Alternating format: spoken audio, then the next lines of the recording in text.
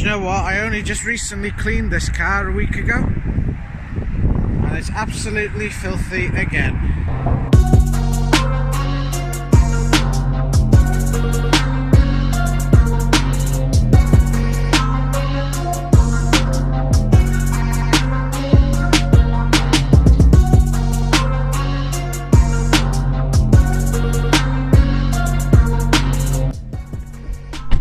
Whew. Good afternoon, guys. It's very sunny today, but it's also very windy.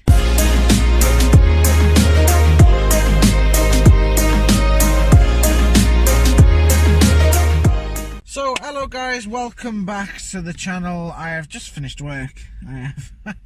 I've just popped to go and get a drink. What a day.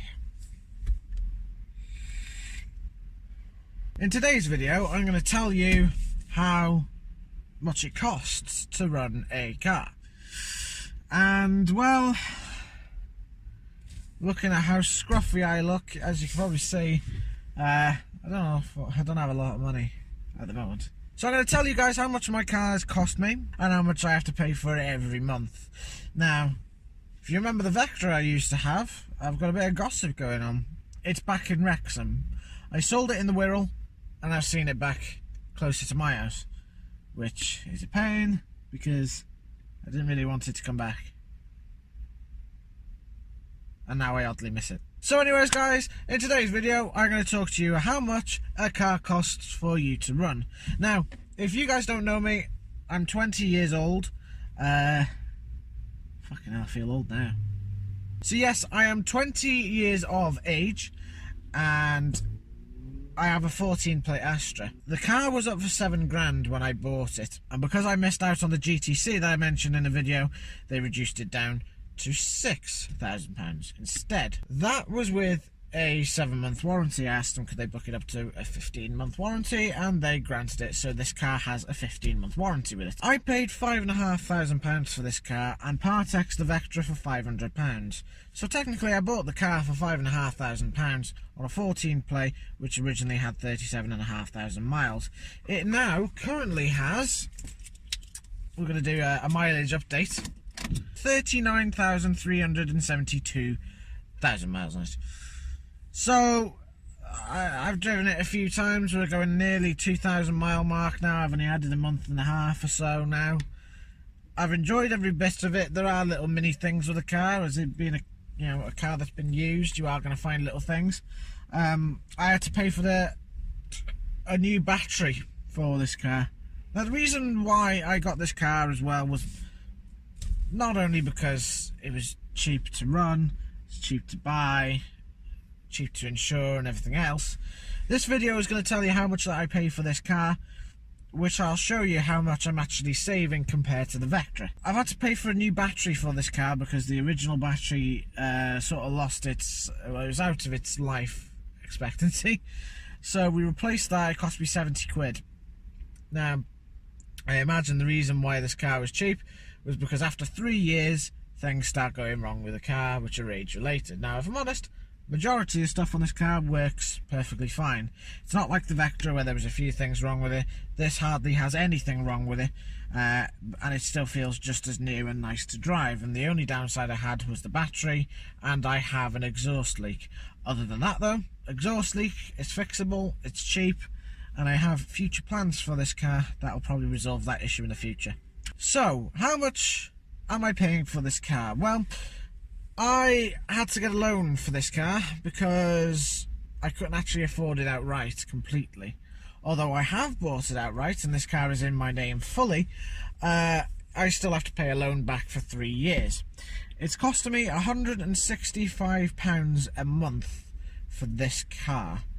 Now, many people are going to be shouting at me saying, why have you spent £5,500 on a normal 1.6 Astra that is slow as anything and you can't pull the skin off a rice pudding? Well, I answer that question to you guys with something that may interest you. There is a 1.4 non-turbo version of this car, and I've driven that car, and it's pokey, but that is what you call slow. This 1.6 is just as quick as the Vectra, if not quicker, because it's newer. It has a non-breakable gearbox, and when I say non-breakable gearbox, I mean it's the 5-speed that isn't supposed to break. Now, I know the Vectra's 5-speed gearbox blew, but the reason why that was is because when I bought it, we knew it was ragged because the gear selector was bent, and this one, not a problem. So this has the non-braking gearbox in an Astra, the 5-speed, instead of the M32 box, which is a 6-speed. A benefit for me in the future, because I know I'm not going to spend on the gearbox unless I absolutely hammer it, which I'm trying my best at the moment not to. Fuel is amazing on this car. Now, previous journeys, I've been getting 34, the max of 38 to the gallon in a normal 1.6 non-turbo petrol, which, for a petrol, is damn well brilliant, considering that some diesels that I've seen around, especially the older diesels, are getting about 28, maybe 32 to the gallon whilst having their foot down. I'm looking at this at the moment. I've been going at an unusual pace. You know, I've been putting my foot down through corners and stuff like that. I haven't been fuel conserving for the last few miles. Now, I've driven, as it says on here, 107 miles since I last filled up, and I've got 105 miles left on the range. Now, it says my average fuel consumption is 30.3, which is brilliant, even though I've been putting my foot down in various parts and going on motorway. So this car is saving me money on fuel. Usually, when I had the Vectra, I spent £220 a month in fuel, and sometimes I'd go over that. I'd be doing £300 a month in fuel. Now, I've had this a month, and because I got paid on the 22nd of last month, I've just been paid on the 28th of this month, I've had to go an entire month on skint.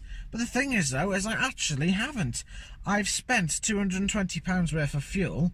It is now, well, today is the 28th, and I've got a quarter of a tank and £20 left of fuel for extra money. So I'm actually below budget for fuel on this month, and I've been going more miles than I did in the Vectra on its last month. So this is saving me a hell of a lot of money in fuel also. Insurance. So insurance is a bit of a bummer for me. My last year's insurance was with a black box with a company called Collingwood. I was paying £131.50 a month for that car on insurance, and that was only for 12,000 miles every year, and I did 15,000, so really I was not doing really well on mileage then. So what I've done now is, because I've got this car, I've decided to go for 14,000 miles every year, and I don't typically do 15,000 miles every year, I don't really think, but I may have to up that next year. Now, I also got protection if I did have to go to court. I wouldn't lose out on money. If I did have an accident, I'd get 100% of what I'm owed instead of 75%, so I get insurance on that basis. And I'm with a company that is giving me nearly everything, and the fact of the matter is, I did a quote for the Vectra to be insured on the policy that I'm on now, and they quoted me £2,000, which equated to £131.50 again. But the upfront fee was about £700. So I went, no, I'm not going with them. So I checked this car instead, because I wanted to have a look and see how much it cost, and it was below £1,000 to insure with the legal fee cover that I was explaining earlier. It's costing me £83 a month to insure this with extras. Bearing in mind I did a quote with a Vectra with no extras, and that was £131, sorry, and something pence. I'm saving money that way and all. And there's another benefit as well, is you have to pay tax on every car, unless it's a diesel and you're free of Iden tax. The Vectra was £22 a month for tax. This, £14. Again, it's much, much cheaper. Now, when I bought the car, I got 12 months AA cover. But it wasn't the cover that I wanted, as in roadside assistance and taking me home just in case, I was to break down or anything like that. So I'm paying Green Flag, and I've been paying Green Flags since I got my first car. And last year it was £10 for the cover a month. for green flag, and that was because when I had the Safaria, it broke down and I needed green flag to help me out with that. I'm now paying £8. It's £2 cheaper, but money wise it's gone down again. And then obviously because I've got the 15-month warranty with major parts, i.e. exhaust, well not exhaust, I mean engine, gearbox, clutch, the lot. If something major goes wrong, it's fixable. That's also going to save me money too. So for what I bought this car, I've got to say it's worth it. I'm saving a lot of money with this car, and that is primarily the reason why I bought it. And knowing that this car is not quicker or slower than the Vectra, it suits me perfectly fine. I don't need a quick car that's going to get me a ticket or something for speeding or something. I'm just going to put points on my license. I want a nice, sensible, good-looking car that is low mileage, it's going to be reliable, and it's going to save me money, because in future I'm going to be wanting another car on side of this, or I'd like another car when I eventually sell this car to be something better. Now I have a feeling I'm probably going to keep this car and do it up accordingly, but that depends on how it goes in the future. Obviously it's too early to tell what this car is going to be like on reliability, because I've only had it a month. When I had the Vectra, it took 3 months for it to come up with a problem. Now we are due snow soon, in the next week or so.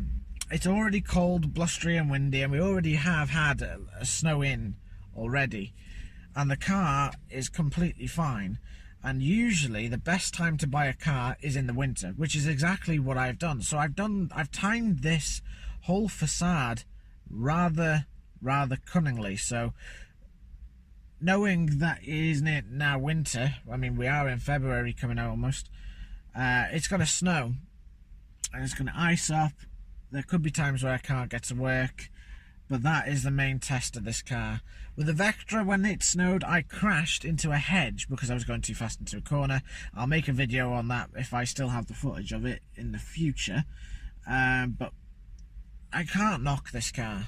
It's got all the tools I need. Everything is working. It's just as quick. It's more comfortable to drive. It's smaller. It's sporty around the corners because I've got sport suspension, sport steering wheel. What more can I ask for? This car, for how much that I paid for it, is an absolute bargain. And although I do miss my Vectra, the Vectra was giving me a lot of grief, and it would have cost me nearly £2,000 to fix the problems it had. The Vectra's problems, it had a gearbox issue still, the clutch needed changing, the brakes were needing changing soon, the exhaust was changed, but there was still a part that was leaking on the exhaust. The VVT was faulty. The car needed a service, and I mean a really decent service, as I've never seen a proper one for 7 years. Not from my fault or anything like that. It would have needed a new belt on the engine for the crank. I had a feeling it needed a new battery because the battery would die rather easily. It would have needed new tyres. The heaters never worked properly. The heaters in this work an absolute treat. The air conditioning was the only thing that had worked since I bought the car, but I had a feeling that may have needed regassing. The driver's side window needed to be completely replaced as it was chipping in the top. As much as the car looked amazing, there was a lot of problems going with it, and I couldn't justify keeping it. I wish I did, but if I was to have kept it, it would have been only to kill it. I may get a Vectra again. I've got an eye on my my mate's Vectra, who he might sell in the near future. It's a diesel variant this time, so it's more reliable. But I have a feeling I'm going to buy another Vectra again. I don't know why it is with Vauxhalls and why I buy them. I know my parents have Vauxhalls too. You've probably seen them in the background in my last video, actually. You've probably seen them in the Insignia and the Corsa. But I will also be buying other cars on side of Vauxhalls. Now there is plans for the channel also where I'm going to be working with my friends' cars also. I'll make a separate video on my plans with that very soon. So anyways guys, thank you very much for watching this video. I hope you guys enjoyed. I know I've been rambling on a little bit, but if you guys need a car that is good for money and cheap, then do your research. There's tons of cars out there that are so cheap. And if you do your research like I did, I made a long list of how much the insurance would be on each individual car, how much I could probably get it for, what their fuel was, and which one would have been the best offer for me. I would have gone for that GTC, that 1.4, because it had the same warranty as this, so it wouldn't have really mattered, because I could have got a gearbox changed in that anyways if it was to have gone wrong. But this has got better fuel economy, and is probably just as quick, just without that response of torque with the turbo. But then again, I'm surprised with this car already. So, like I said, there will be an update coming out soon on what I'm doing with the channel, so stay tuned for that. Ta-da!